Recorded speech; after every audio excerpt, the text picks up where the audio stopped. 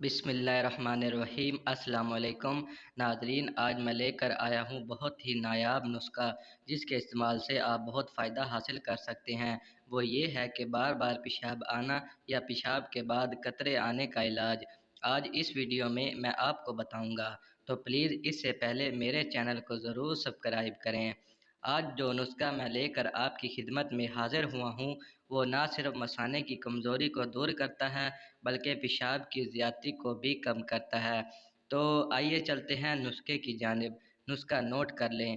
معجون فلاسفہ کٹا ہوا 100 گرام، مغز پستہ کٹا ہوا 100 گرام اور شہد خالص 125 گرام۔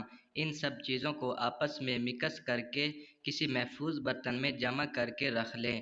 1 چمچ صبح اور 1 چمچ شام کو دودھ کے ساتھ ملا کر پی لیں۔ انشاءاللہ اس نسخے کے استعمال سے 15 سے 20 دن کے اندر اندر ہی آپ کے مثانے کی کمزوری دور ہو جائے گی اور آپ کو جو پیشاب کرنے کے بعد قطرے آتے ہیں وہ آنا بند ہو جائیں گے۔ یہ بہت ہی سادہ اور سستا ترین نسخہ ہے۔ یہ تھی میری آج کی ویڈیو۔ اگر میری ویڈیو پسند آئے تو پلیز لائک اور شیئر ضرور کریں اور میرے چینل کو ضرور سبسکرائب کریں تاکہ آپ کو اسی طرح کی اچھی انفارمیٹو ویڈیوز ملتی رہیں۔ شکریہ۔